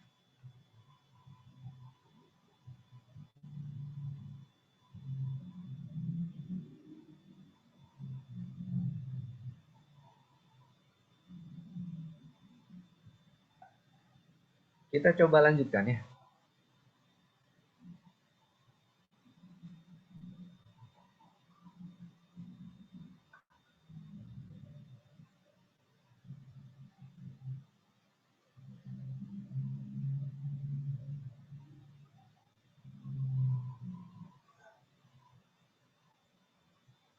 Ya, nomor 16. Pada bidang XY, garis lurus melalui 2,2, K, terus K, 32, juga melalui titik asal 0,0 ya. Nah, jadi ini ada garis lurus nih. Garis lurus gitu. Oh, pakai penggaris aja. Nah, ini garis lurus melalui 3 buah titik ya. Nah, pertama yang paling gampang dulu 0,0 kita tuliskan 0,0. Nah, terus habis itu 2, K. Nah, terus habis itu melewati K, 32 gitu ya. Nah, gitu. Nah nilai K-nya berapa? Gitu. Nah, jadi 2, K, K, 32 ya ini sketsa aja ya. Bisa aja yang 2, K di atas. Tapi kayaknya nggak mungkin ya. K-nya itu di sini di pilihan jawabannya maksimum 16. Ya, jadi udah tepat nih saya menuliskannya gini. Nah, kita cari nilai K-nya dengan cara apa? Ya, kalian ingat-ingat aja rumus gradien ya. Gradien, masih ingat rumusnya apa? Gradien M ya. Kalau misalkan ada 2 titik dengan koordinatnya dikasih tahu, itu kalian bisa tuliskan sebagai delta delta Y dibagi dengan apa? Delta X ya. Nah, itu delta Y per delta X. Nah, si gradien itu kalian bisa cari dari hubungan 2 titik gitu ya. 0,0 dengan 2, K. Nah, kalau 0,0 kita pakai dengan 2, K ya, delta Y-nya berapa? Benar. K dikurangi 0 per delta X-nya berapa? 2 kurangi 0. Nah, itu 2 kurang 0. Sama dengan kan, delta Y per delta X-nya kalian bisa hubungkan juga ya, titik 0,0 dengan K, 32. Berarti delta Y-nya apa? 32 dikurangi 0, itu 32 dikurangi 0. Per bawahnya itu delta X ya, K kurang 0. Ya, jadi ini K kurang 0. Nah, jadi kalian tinggal melanjutkan dari sini ya. Didapatkanlah apa? K per 2. Nah, sama dengan kan ya 32 per K. K kali K, K kuadrat. Nah, sama dengan 64 ya. Nah, K-nya itu sebenarnya sih ada dua ya, bisa ada dua, bisa plus minus 8.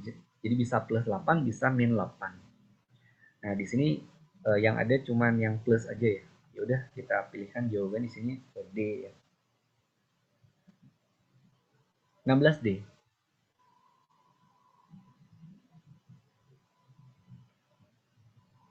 Kita lihat nomor berikutnya 17.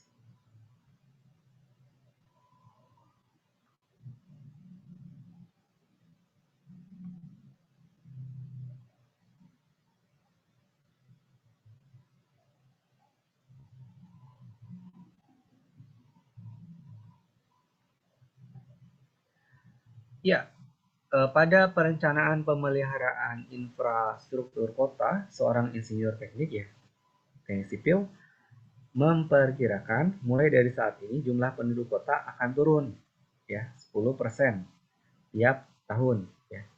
Nah, jika jumlah penduduk kota saat ini dari 50.000, mana di antara pilihan berikut ya yang menyatakan perkiraan jumlah penduduk kota T tahun dari sekarang. Nah, jadi di sini tuh kita bisa menggunakan rumus ya, pertumbuhan sama peluruhan. Jadi rumusnya gini nih. Kalau misalnya kita tuliskan ya M ke N, ya, M ke N itu sama aja dengan M0. Nah, gitu ya. Jadi ini jumlah apapun ya, jumlah benda, jumlah penduduk juga boleh gitu ya. Nah, ini M sama dengan M0 dikalikan dengan 1 ya, ditambah, bisa dikurang juga, bisa plus minus ya. Jadi 1 plus minus R. Nah, R-nya adalah rasio nanti ya. Rasio penurunannya berapa. Nah, terus dibagi dengan N. Nah, gitu. Dibagi dengan N. Nah, N-nya di sini adalah periode ya. N-nya itu adalah periode. Jadi kalau kita bungkus dulu. Nah, kalau di situ N-nya, MN-nya ya, rumusnya adalah di sini plus ya. Ini berarti pertumbuhan.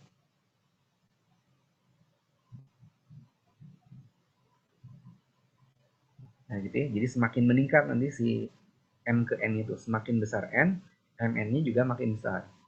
Nah, tadi kalau misalkan minus ya, nah berarti ini tentang peluruhan nanti. Peluruhan. Nah, N-nya nanti kalau dikaitkan sama waktu ya, nah gitu. Nah, N-nya sama dengan T ya. Nah, itu T kecil dibagi dengan periode, itu T besar. Nah, jadi di sini ingat-ingat ya. Jadi kalau N-nya itu adalah perbandingan antara waktu ya, pertumbuhan atau peluruhan. Nah, dibagi dengan periode pertumbuhan atau peluruhan. Gitu. Nah, coba kita identifikasi nih di sini. Gitu ya. Yang diketahui di soal itu apa? Pertama ya, ada apa dulu? Akan turun 10% ya. Nah, ini kalau ada kata-kata turun ya, berarti dia jelas peluruhan ini. Ya, peluruhan. Karena ini turun 10%. Nah, jadi si R-nya nih dikasih tahu ya. R-nya sama dengan 10% atau berapa? 0,1 ya. Terus berikutnya, tiap 20 tahun. Nah, itu berarti periode ya. Periodenya itu 20 tahun. Ini periode nih. Dalam tahun. Nah, terus jika jumlah penduduk kota saat ini, berarti ini M0.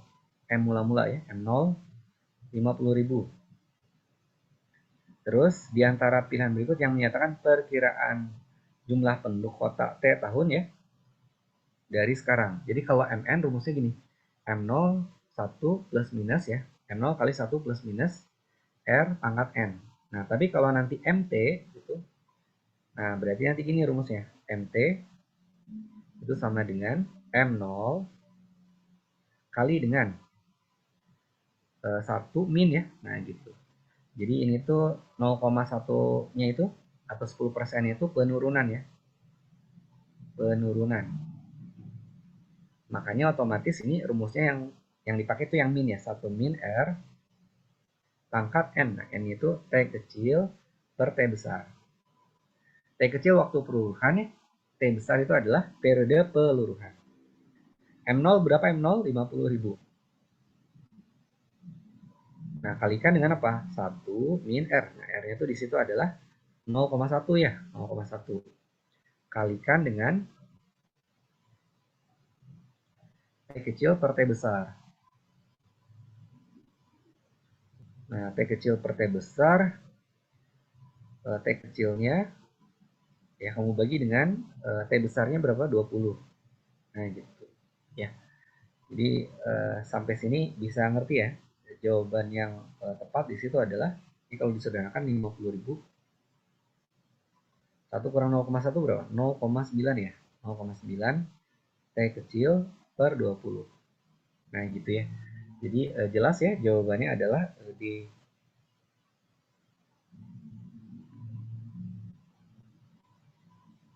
Nah, ini jawabannya.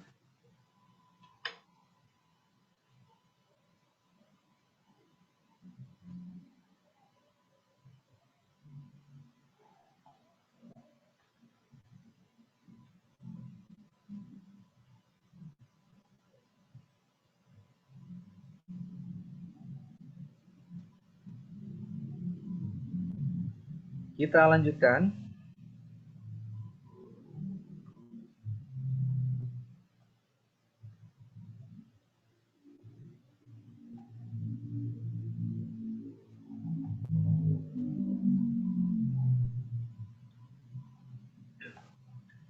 Perhatikan persamaan berikut ya. B dan C konstanta katanya. B dan C itu punya hubungan B sama dengan C min B sama dengan C min setengah ya. Maka pernyataan berikut yang benar. Kalau dilihatkan di situ persamaannya, saya ambil aja dari sini ya. Nah, gini. Perbesar sedikit. Nah, ini kan secara angka sudah bagus ya. Kalau yang ditanyakan hubungan X dan Y, berarti si B sama C ini harus tereliminasi ya. Harus tereliminasi. Nah, maka idenya di sini tuh ya tinggal dikurangkan aja ya, kurangkan ya. Nah, kurangkan, selisihkan. Jadi nanti 3X gitu. 3X minus 3Y gitu ya. Atau ini ada yang bagus ya sebenarnya ya. Ya udah nggak apa-apa lah, udah terlanjur. 3X min 3Y terus plus ya. B min C ya sama dengan, ini ada nih 5X min 5Y, ya biarkan apa adanya dulu ya. 5X min 5Y. Kalau min 7 kurang min 7 jelas 0 ya. 0. Jadi plus 0 gitu. Apa-apa, ikutin aja dulu. Plus 0. Atau nggak usah 0 ditulis ya. Nggak usah gini aja lah. Nah, 3 ya, 3 dalam kurung X min 3Y. Atau 3 dalam kurung X min Y gitu ya. Tambah dengan B min C. Lihat nih, B min C saya urus sendiri ya. Untuk si B itu, kalau dikurangi dengan C kan bisa ya. Kalau dikurangi dengan C ini bisa nih. B min C ya sama aja dengan min setengah ya. Min setengah. Nah, ini kita coba substitusikan nih. Ini kita umpankan si ini ke persamaan yang di atas. Nah, jadi ini tuh saya pakai merah aja ya. Plus min setengah nih. Nah, gitu. Nah, kemudian sama dengan kan, ini 5-nya di luar kurung, ya, keluarkan 5X min Y ya. Nah, gitu. Nah, berarti kita dapatkan apa? Ini kan 3X min Y, ini juga 5X min Y, belakangnya X min Y ya. Nah, maka ini bisa kita kurangkan. Jadi ini min setengah gitu, sama dengan 5X min Y, min 3X min Y. Berarti didapat ya, min setengah sama dengan 2 ya. Nah, itu 2X min Y. Nah, terus kita bisa bagikan nih ruas kiri dengan 2. Bisa ya, min seperempat. Sama dengan X minus Y. Mintanya di sini X sama dengan ya, pindah ruaskan aja. Jadi Y di sini pindah ruaskan nih, minus Y. Jadi plus Y ya. Minus 1/4 sama dengan X. Berarti X tahu ya? X sama dengan Y minus 1/4 ya. Yang tidak lain adalah jawabannya mana? Ya, A ya. Nah, itu dia. Nah, jadi si B min C sama dengan min setengah ya. Nah, kita substitusikan sana. Oke, paham ya?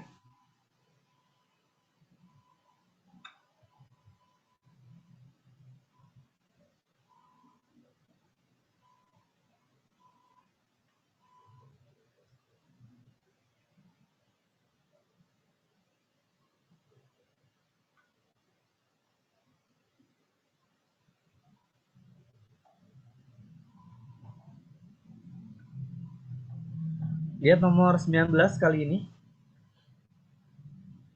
Pak Salim memiliki gelas kimia berisi N ml larutan yang dibagikan kepada siswa di laboratorium ya pada saat praktikum kimia.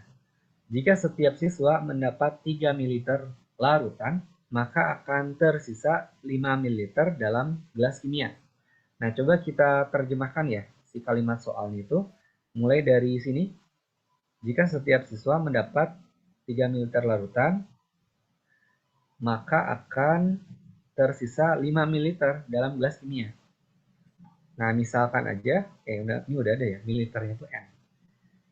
Berarti ngerti nggak? Untuk yang kalimat yang di tengah ini, ya sama aja dengan kita nuliskan gini. Jumlah mililiter ya, si larutan itu, N, akan sama dengan 3 mililiter larutan setiap siswa.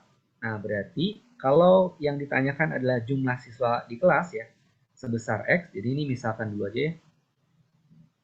Misal, jumlah siswa. Nah, itu sama dengan X ya di kelas. Berarti bisa ngerti nggak nih? Kalau si N-nya itu dari kalimat yang tengah ini itu akan sama aja dengan 3X. Kan setiap siswa dapat 3 mililiter ya. Akan tersisa. Nah, berarti ini plus ya. Nah, gitu. Jadi plus 5. Nah, terus agar setiap siswa mendapat 4 liter, ini keadaan kedua. Keadaan 2. Setiap siswa mendapat 4 mililiter. Pak Salim membutuhkan tambahan 21 gitu, 21. Artinya dia kurang ya, kekurangan ya. Jadi bisa ngerti saya tuliskan nih N ya, sama dengan kan 4 mililiter setiap siswa. Jadi 4 kali jumlah siswanya berapa? X, berarti 4X ya. Butuh tambahan 21, berarti ini harus minus ya. Minus dengan 21. Nah gitu. Nah, jadi dari sini kalian bisa lihat kan ya, bahwa kalau misalkan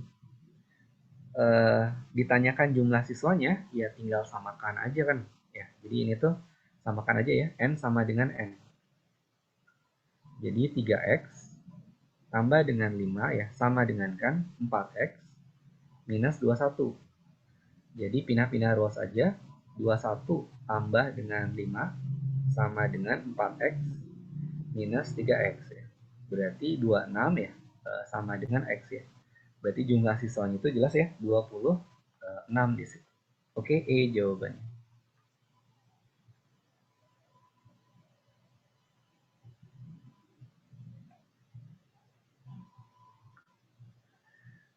Ya, lihat soal terakhir, nomor 20 nih.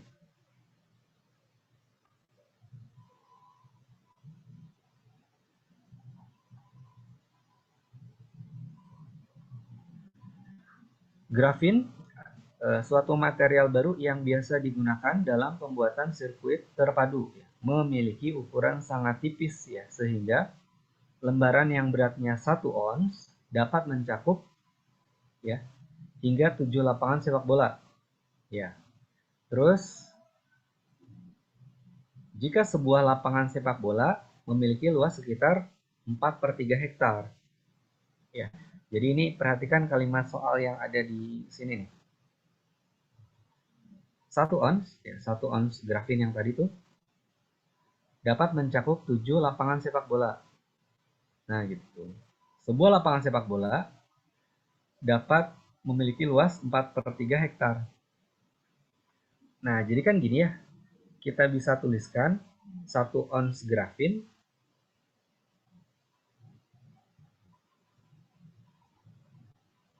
ya. Nah, itu bisa mencakup 7 lapangan sepak bola gitu. 7 lapangan. Atau kita sama dengankan aja langsung ya. Kita sama dengankan 7 lapangan sepak bola. 1 lapangan sepak bola itu 4/3 hektar. Jadi 7 kali dengan 4/3 hektar. Hektar itu HA gitu aja ya, hektar, hektare. 7 kali 4/3 ya, 28/3 ya, 28/3 hektar. Nah, kira-kira berapa hektar yang bisa ditutupi ya oleh 48 ons grafin? Ya, kalau 48 ons ya berarti berapa nih? Ya, tinggal dikalikan ya sebenarnya. Jadi 48 ons grafin ya sama dengan berapa gitu. Ya, jadi kalau kalian melihat ya kata-katanya ini adalah perbandingan senilai ya, perbandingan senilai. Kan ada dua ya, ada perbandingan berbalik nilai, ada perbandingan senilai. Nah, ini senilai nih. Jadi kalau ons grafinnya itu makin besar ya, maka hektarnya, luas lapangan bolanya itu berapa hektarnya makin besar juga. Nah, kalau makin kecil onsnya, nah hektarnya makin kecil juga. Ya, jadi di sini tuh ya dengan mudah ya kita tuliskan ya kalikan aja ya. Nah, jadi 48 ons ya sama aja dengan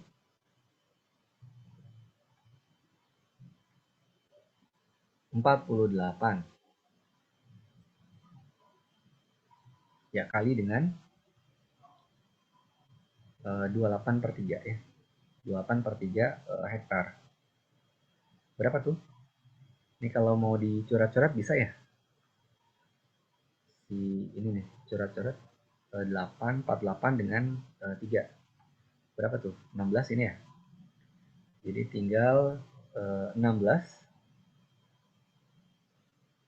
kali 28 hektar. Berapa tuh? 16 28.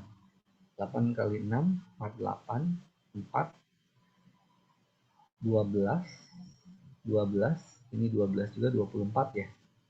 24 2 2 kali 1 2 tambah 2 4 ya. Jadi 448 hektar. Nah, lihat di situ ada kata-kata ya. Ada kata-kata penambahnya itu ya. Ada kata tambahannya di sini di pertanyaannya kira-kira berapa hektar gitu. Jadi di soal lain juga kadang pakai sekitar gitu ya, mendekati gitu ya. Nah, itu kira-kira ya samalah maknanya. Jadi 448 ini angka eksamnya. Nah, berarti ini sekitar ya 400 kalau di pilihan jawaban kita lihat ya. Itu dekat ke angka 450 hektar ya. Nah, oke, jadi jelas ya di situ jawabannya adalah C ya.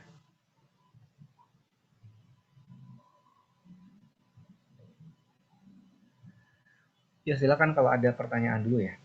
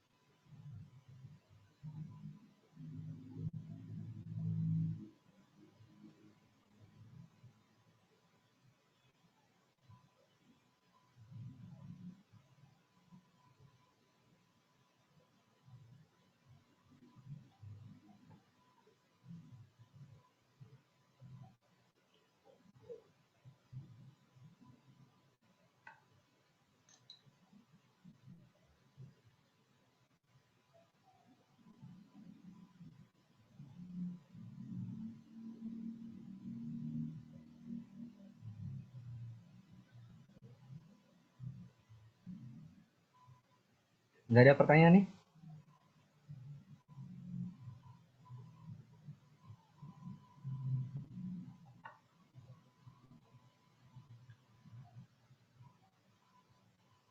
Ya, berarti di pertemuan pertama ini kita sudah sampai ke bentar. Oke, kalau cukup ya, bisa difahami ya, masih bisa diikuti lah ya.